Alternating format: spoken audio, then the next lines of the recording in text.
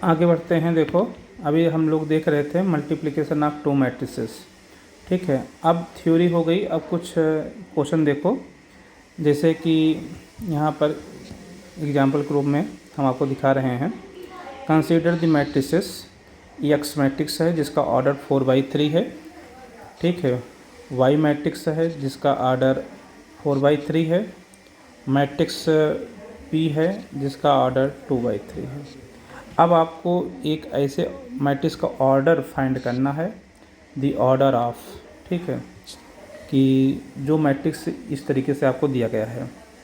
ठीक, तो सबसे पहले ज़रा हम बात करेंगे जो ब्रैकेट के अंदर है, जिसे x dash x power T. X power T मतलब ट्रांसपोज। तो यक्स यहाँ पर ये है, तो यक्स पावर टी आपका क्या बनेगा? एक्स पावर यक्स का 4/3, तो एक्स पावर टी क्या हो जाएगा? 3/4 हो जाएगा। ठीक है, तो अब आप यहाँ पर क्या लिखेंगे?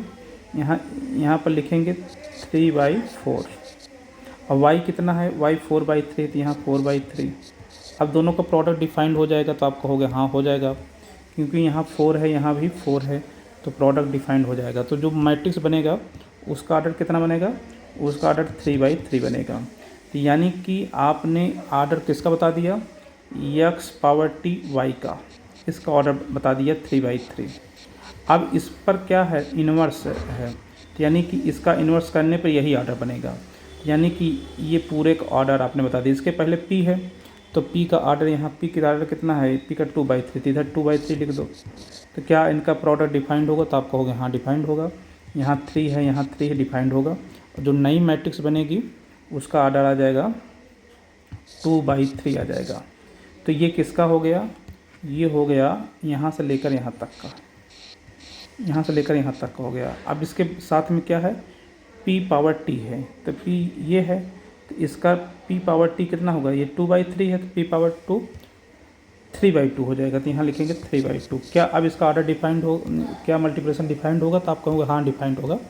यहाँ पर देखो 3 है, यहाँ पर भी 3 है, तो ऑर्डर हो जाएगा डिफाइन, मल्टीप्लिकेशन डिफाइंड होगा। क्या ऑर्डर बनेगा? तो आप कहेंगे 2/2 बन जाएगा।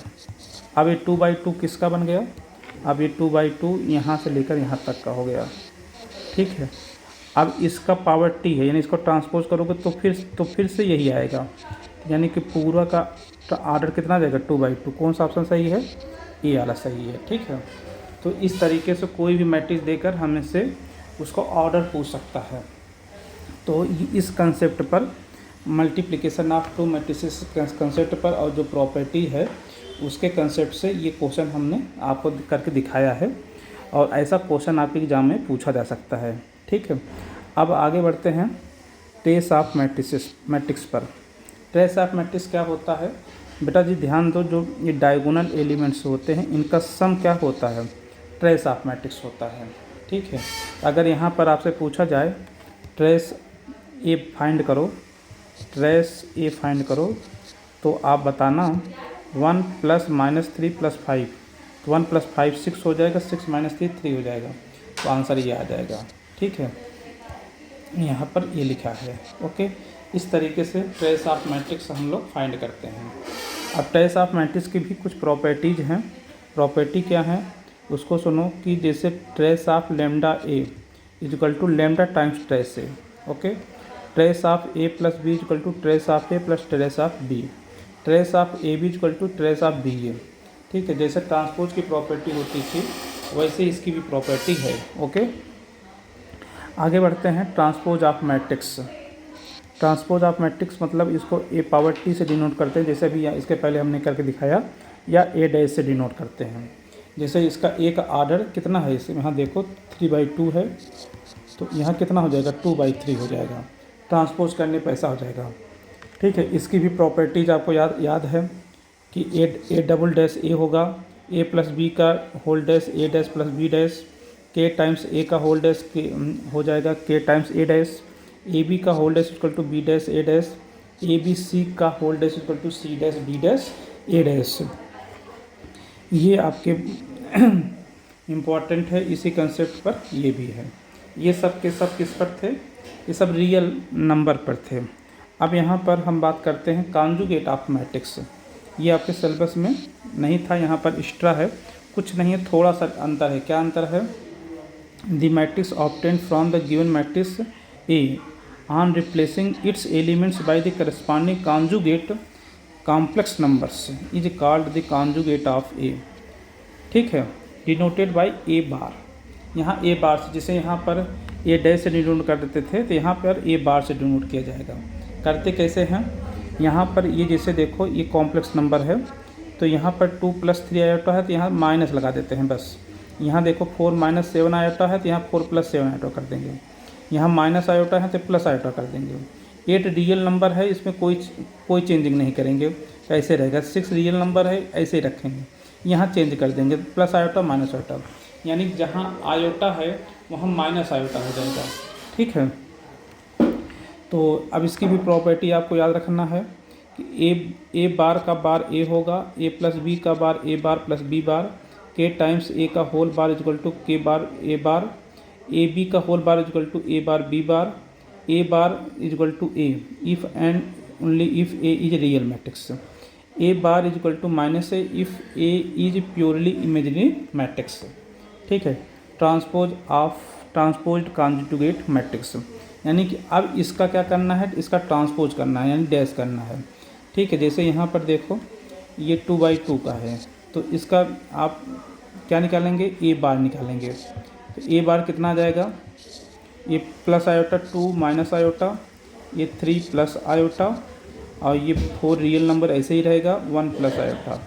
इस तरीके से ये आ गया ए बार। अब इसका ट्रांसपोज करना है, यानी कि रो को कॉलम में लिख देना है, कॉलम को रो में लिख देना है। तो ये देखो है, और ये आपका ये देखो फर्स्ट रो में है, इसको पहले कॉलम में लिख देना है। ये सेकंड रो में है, सेकंड कॉलम में लिख देना है। इस तरीके से मिल जाता है। अब ये ए बार का ट्रांसपोज है। अब इसको किससे डिनोट करते हैं, ए थीटा से। ठीक है, अब इसकी भी अपनी प्रॉपर्टी है, इसको भी याद रखना है। A power theta plus B power theta B transpose conjugate of A and B respectively. Then A power theta का theta equal to A plus B का power theta equal to A theta plus B theta, K times A का whole equal to K bar A theta, A B का power theta equal to B theta plus B theta into A theta. जैसे वहाँ पर रहता था ठीक वैसे ही है। अब इसके बाद हम बात आगे बढ़ाते हैं क्लासिफिकेशन ऑफ रियल मैट्रिक्स पर। ठीक है, ये आपके बुक में था कि जैसे कि आप जानते हैं कि ए का ट्रांसपोज करने पर अगर ए आता है तो उसे सिमेट्रिक मैट्रिक्स कहते हैं। ए का ट्रांसपोज करने माइनस ए आता है उसको इसको सिमेट्रिक कहते हैं। और ए इंटू ए डैश करने पर यदि आई आ जाए, या ऐसे कहो A dash equal to A inverse हो जाए, तो ऐसे मैट्रिक्स का नाम होता है ऑर्थोगोनल मैट्रिक्स। इसे आप याद रखना, ये आपके एग्जाम्पल के रूप में था ये क्वेश्चन। ठीक है, तो यहाँ पर इसे याद रखना, ये आपके लिए नई है डिफिनीशन के रूप में। ओके, अब सिमेट्रिक मैट्रिक्स की ये एग्जाम्पल है, इसकी प्रॉपर्टी है, कुछ इंपॉर्टेंट बातें हैं। जैसे ए डैश इज ऑलवेज सिमेट्रिक होता है, ए plus A dash upon to ये भी सिमेट्रिक होता है, ए प्लस बी और ए माइनस बी ये भी सिमेट्रिक होता है, ए बी बी ए में नॉट बी सिमेट्रिक। ओके, अगर ए और बी सिमेट्रिक की बात हो रही है तो। ओके, अब आ जाओ स्क्यू सिमेट्रिक पर। ये सब डिफिनीशंस हैं, आपको पढ़ना है, इसे याद रखना है, तो क्वेश्चन बनाने में आपको सुविधा होगी। A square matrix A equal to A I J set to B skew symmetric matrix A dash equal to minus A. Skew symmetric matrix सबसे अच्छी बात यह है कि डायगोनल एलिमेंट्स 0 होते हैं, और जो नॉन डायगोनल एलिमेंट्स होते हैं और उसमें जैसे ये माइनस एच है तो ये प्लस एच होगा, यहाँ जी है तो यहाँ माइनस जी होगा, यहाँ माइनस है यहाँ तो यह प्लस होगा। ठीक है, नोट क्या याद रखेंगे कि A minus A dash upon two always skew symmetric, exam में पूछा जाता है। ओके, ऑर्थोगोनल मैट्रिक्स के लिए भी हम आपको बताया कि ए डैश का आई के इक्वल आता है। यहाँ पर एक एग्जाम्पल है, इस एग्जाम्पल में आप देख सकते हैं कि आइडेंटिटी मैट्रिक्स इज ऑर्थोगोनल, क्योंकि इसका आई का डैश करो चाहे आई इनवर्स करो एक ही बात है, आई ही आता है, इसका मतलब यह ऑर्थोगोनल मैट्रिक्स भी है। ठीक है, ये जैसे ये आपके रियल मैट्रिक्स पर है, वैसे अब आपका जो बात चलेगी कॉम्प्लेक्स, मतलब आपकी बात चल जाएगी कॉम्प्लेक्स नंबर के अकॉर्डिंग। तो यहाँ पर जिसे आप सिमेट्रिक, स्क्यू सिमेट्रिक, ऑर्थोगोनल बोले हैं। यहाँ पर उसे आप बोलेंगे Hermitian matrix, skew Hermitian matrix, unitary matrix. ठीक है, और कोई अंतर नहीं, केवल कॉम्प्लेक्स नंबर का है। ठीक है, इस तरीके से ये आपके आते हैं। इसमें कुछ इम्पॉर्टेंट फार्मूले हैं जिसको आपको याद रखना है। ये आपका थ्योरम नंबर 1 के रूम में आपको मैंने याद कराया था, A into adjoint A equal to adjoint A into A equal to determinant of A into I. A into adjoint A करने पर डिटर्मिनेंट ऑफ इंटू आई आता है। यहाँ से अगर बोथ साइड डिटर्मिनेंट लेते हैं तो इधर भी डिटर्मिनेंट लग जाएगा, इधर भी डिटर्मिनेंट लग जाएगा। और चूँकि ये मैट्रिक्स है, ठीक है, मैट्रिक्स में डिटर्मिनेंट अलग अलग लिखा जाता है। इस पर डिटर्मिनेंट लगा लेंगे, इस पर डिटर्मिनेंट लगाएंगे, लेकिन यहाँ पर ये मैट्रिक्स के साथ में ये एक नंबर है, डिटर्मिनेंट एक नंबर है।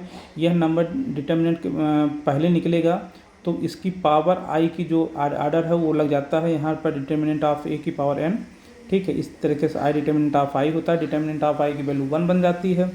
ठीक है, अब ये 1 हो गई। अब यहाँ से इसको एक पावर कम हो जाएगी। इस तरीके से determinant of adjoint A equal to आता है डिटर्मिनेंट ऑफ ए की पावर n-1। ये फार्मूला याद रखना, ये फार्मूला पर क्वेश्चन बनाया जाएगा। बहुत ही इंपॉर्टेंट फार्मूले हैं, इसी क्वेश्चन पर बात आगे बढ़ेगी। ठीक है, अब adjoint of A equal to हम यहाँ से लिख सकते हैं ए इनवर्स डिटर्मिनेंट ऑफ ए।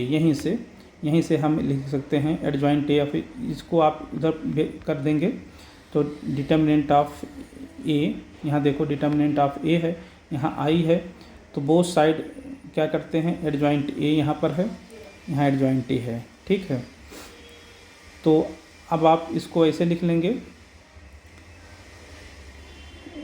ये फार्मूला नोटबुक से ये फार्मूला निकल कर आया है, इसको आप ये फार्मूला याद रखेंगे और फिर आपको ये फार्मूला याद रखना है।